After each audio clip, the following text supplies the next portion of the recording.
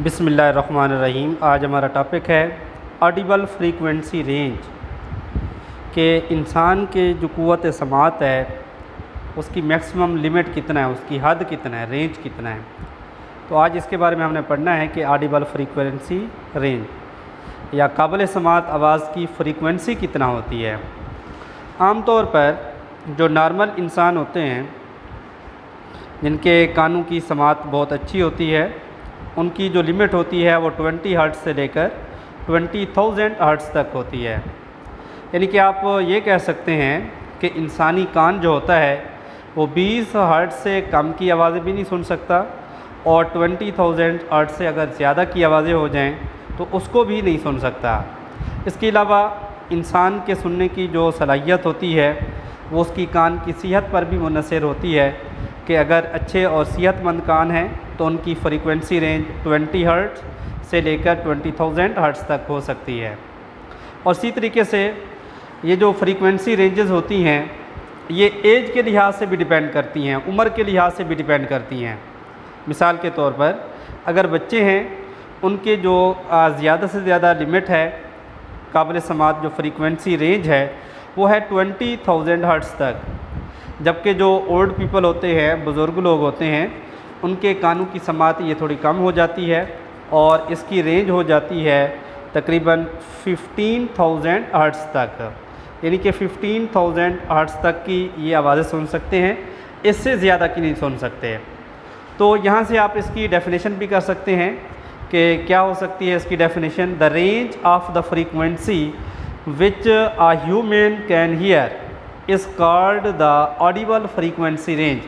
यानी कि काबिल समात फ्रीक्वेंसी की हद वो हद है जहाँ पर इंसानी कान किसी भी आवाज़ को, कम से कम आवाज़ को और ज़्यादा से ज़्यादा आवाज़ का जो ड्यूरेशन है, जो इसके दरमियान जितनी भी रेंज है, हम उसको नाम देते हैं ऑडिबल फ्रीक्वेंसी रेंज। इसके बाद हमारा नेक्स्ट टॉपिक है, इसको लॉन्ग क्वेश्चन के तौर पर भी आप तैयार कर सकते हैं और इसमें से कुछ शॉर्ट भी बन सकते हैं, इनको आपने तैयार करना है। हमारा नेक्स्ट टॉपिक है अल्ट्रासाउंड के बारे में। अब अल्ट्रासाउंड या इसको अल्ट्रासोनिक्स का नाम भी दिया जाता है, ये क्या हो सकते हैं।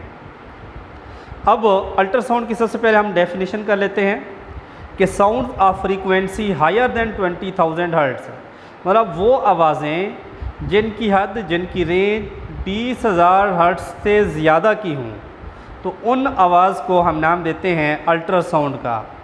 विच are inaudible to a normal human, मतलब ऐसी आवाज़ें जो 20,000 हर्ट्ज़ से ज़्यादा की हैं लेकिन इंसानी कान नहीं सुन सकते, हम उनको नाम देते हैं अल्ट्रासाउंड या अल्ट्रासोनिक्स का। इनका रोज़मर्रा ज़िंदगी में बहुत ज़्यादा इस्तेमाल है, तो आज इसके हम यूज़ेस के बारे में पढ़ेंगे कि अल्ट्रासाउंड या अल्ट्रासोनिक्स हमारे लिए कितना मुफीद हैं। सबसे पहले पैराग्राफ में बताया गया है कि ultrasonics wave carry more energy and higher frequency than audible sound waves. ये अल्ट्रासोनिक्स या अल्ट्रासाउंड वेव जो होती हैं, एक तो इनकी एनर्जी बेतहाशा होती है क्योंकि हमने साउंड को एनर्जी का नाम भी दिया हुआ है।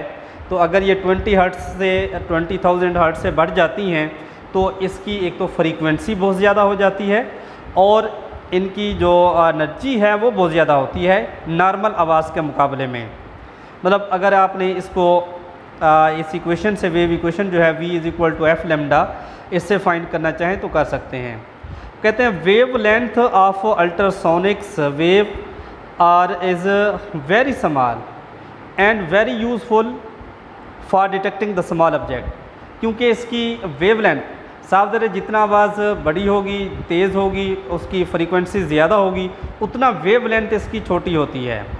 अब वेव लेंथ छोटी होने की वजह से जो छोटे छोटे ऑब्जेक्ट हैं, स्मॉल ऑब्जेक्ट हैं, जो आम आँख से बड़ी मुश्किल से नज़र आते हैं, उनको तलाश करने के लिए हम अल्ट्रासाउंड का इस्तेमाल करते हैं।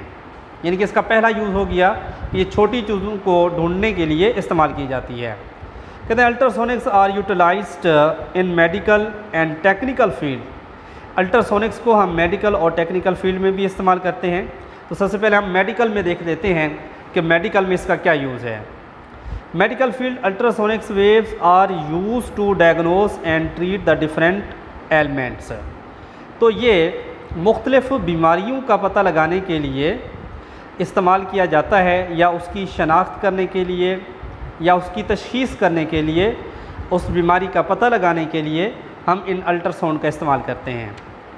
For diagnosis of the different disease ultrasonics waves are made to enter the human body through the transmitter.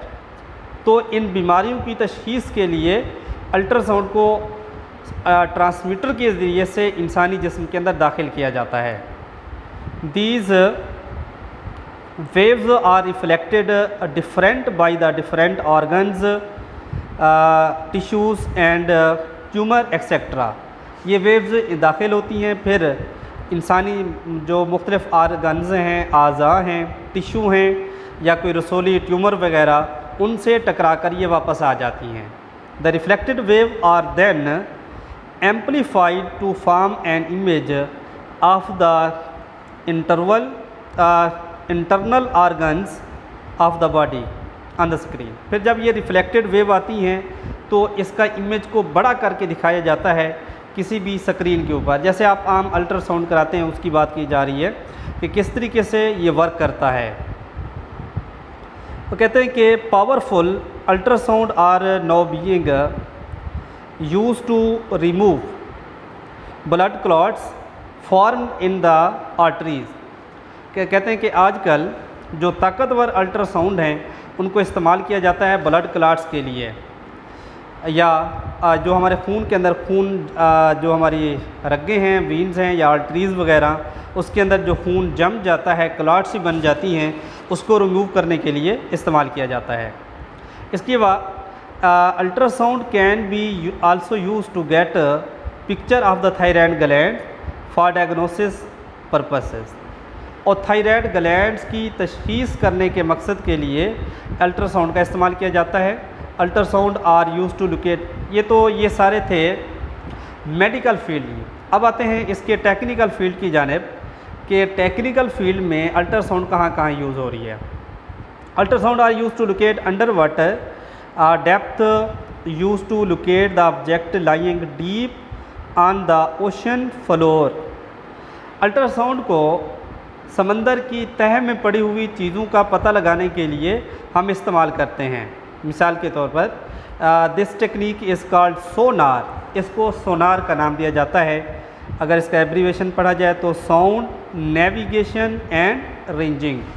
तो इस तरीक़ेकार की मदद से हम समंदर की तह में पड़े हुए चीज़ों को भी ढूंढ निकालते हैं।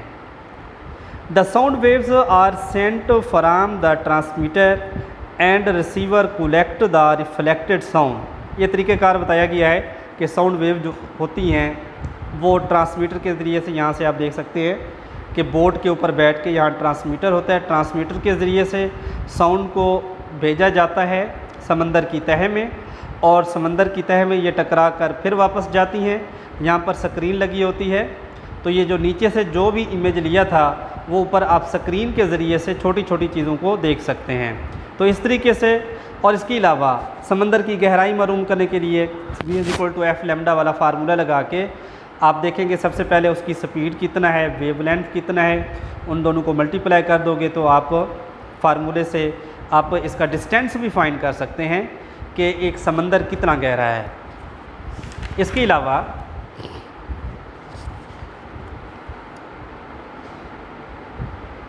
कहते हैं sonar is also use to see the shape and size of the object. यानी कि सोनार की मदद से आप किसी भी ऑब्जेक्ट की शेप, उसकी शक्ल व सूरत क्या है, उसकी जिसामत क्या है, इसको देखने के लिए भी आप सोनार यूज़ कर सकते हैं। Cracks appear in interior part of the moving part of high speed heavy machine such a turbine engines of ships aeroplane due to the excessive use. अब आम तौर पर जो भारी मशीनरीज़ होती हैं जैसा कि शिप्स हो गई हैं या फैक्ट्रीज़ के अंदर बड़ी बड़ी मशीनें काम करती हैं या इंजन्स वगैरह हो गया, और क्योंकि ये मूव करने वाले पार्ट्स होते हैं, बाज़ हाई स्पीड की वजह से और वेट ज़्यादा होने की वजह से इसके अंदर कुछ क्रैक्स पैदा हो जाते हैं, दरारें पैदा हो जाती हैं जो बड़ी मुश्किल से नज़र आती हैं। तो इन क्रैक्स को देखने के लिए तो अल्ट्रासाउंड का हम इस्तेमाल करते हैं, यानी कि अल्ट्रासाउंड जिस तरीके से ह्यूमन बॉडी के अंदर जो मुख्तलिफ़ पार्ट्स होते हैं उनको देखने के लिए इस्तेमाल किया जाता है, वैसे क्योंकि ये हैवी मशीन होती हैं कि पूरे पूरे कमरे के अंदर एक मशीन आ जाती है, ये इससे भी बड़ी होती हैं मशीनें, इनको देखने के लिए हम क्या करते हैं, इस अल्ट्रासाउंड का इस्तेमाल करते हैं, जिसकी वजह से कोई भी भारी चीज़ हो हम उसको देख सकते हैं। इसके अलावा आखिर में आ जाते हैं कि germs and bacteria in liquid can also destroy by using the intensity of ultrasound waves. तो कहते हैं किसी भी लिक्विड के अंदर जरासीम पैदा हो जाते हैं या बैक्टीरिया पैदा हो जाते हैं, उनको ख़त्म करने के लिए, उनको मारने के लिए जो हाई फ्रीक्वेंसी की अल्ट्रासाउंड हैं उनका इस्तेमाल करते हैं। तो ये इनका मेडिकल और टेक्निकल इस्तेमाल था। इसको आपने लॉन्ग और शॉर्ट दोनों के लिहाज से तैयार करना है। आई होप आज का लेक्चर अच्छे तरीके से समझ आ गया होगा। इसके हवाले से कोई भी क्वेश्चन हो तो आप पूछ सकते हैं। शुक्रिया।